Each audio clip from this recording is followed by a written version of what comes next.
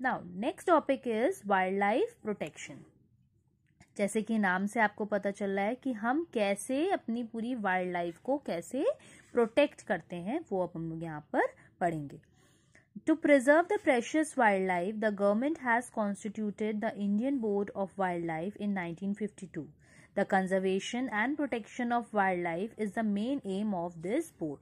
हमारा जो गवर्नमेंट है वो क्या कर रही है, उसने to preserve the precious wildlife, जो हमारे वाइल्ड लाइफ है, बहुत ही जो इम्पॉर्टेंट, बहुत ही आप कह सकते कीमती जो हमारी वाइल्ड लाइफ है, उसको क्या करा है, जो government has constituted the Indian board of wild life in 1942। जो गवर्नमेंट है उसने एक बोर्ड बनाया था जिसका नाम था Indian board of wild life in कौन से ईयर में, 1952।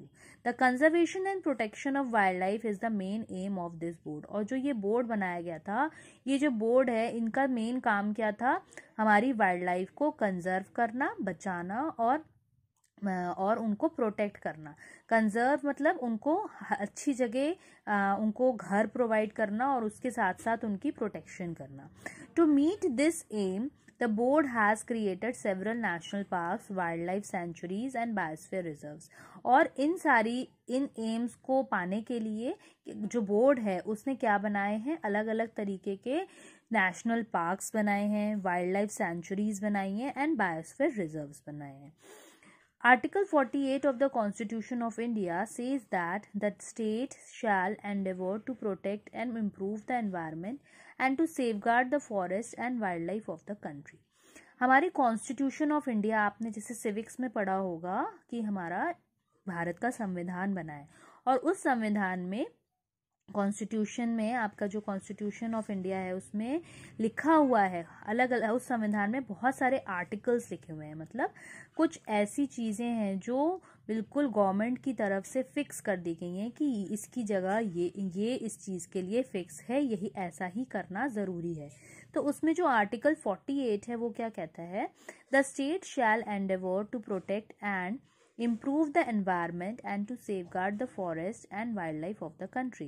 जो स्टेट है, कोई भी राज्य अपने एनवायरनमेंट को प्रोटेक्ट करने और उसको इम्प्रूव करने के लिए बिल्कुल उसको बहुत इम्पॉर्टेंट है उसको इम्प्रूव करना, और to safeguard the forest and wildlife of the country. और जो उसके एरिया में जितने भी फॉरेस्ट आते हैं और जो वाइल्ड लाइफ है कंट्री की, उसको भी बचाकर रखना उसका काम है, मतलब उसकी रिस्पॉन्सिबिलिटी बनती है। Now Article 51A says that it shall be the duty of every citizen of India to protect and improve the natural environment including forests, lakes, rivers and wildlife and to have compassion for living creatures। जो 51A है वो कहता है कि हर एक citizen, जो India का जो सिटीजन है, उसकी ये रिस्पॉन्सिबिलिटी बनती है, उसकी ये ड्यूटी बनती है कि to protect and improve the natural environment. जो भी आसपास का जो नेचुरल एनवायरनमेंट है उसको प्रोटेक्ट करे, उसको बचाए और उसको और अच्छा करने की कोशिश करे। टू इम्प्रूव उसमें नेचुरल एनवायरनमेंट में क्या क्या इंक्लूड होता है, including forest, lakes, rivers, wildlife. जो आपके फॉरेस्ट हैं उनको भी बचा कर रखे, लेक्स, रिवर्स, वाइल्ड लाइफ, ये to have compassion for living creatures, और जिसकी वजह से जो हमारे लिविंग क्रिएचर्स हैं हमारे आसपास के, वो अच्छी तरीके से जी पाए। The government impose a national ban on tiger hunting. और जो गवर्नमेंट है उसने बिल्कुल टाइगर हंटिंग पे तो बिल्कुल ही बैन लगा दिया, यानी कि उसको बिल्कुल प्रोहिबिटेड कर दिया है। In 1972, the Wildlife Protection Act was implemented to protect and conserve the wildlife। जो हमारा 1972 में वाइल्ड लाइफ प्रोटेक्शन एक्ट बनाया गया, वो काहे के लिए बनाया गया, to protect and conserve the wildlife को बचाने के लिए।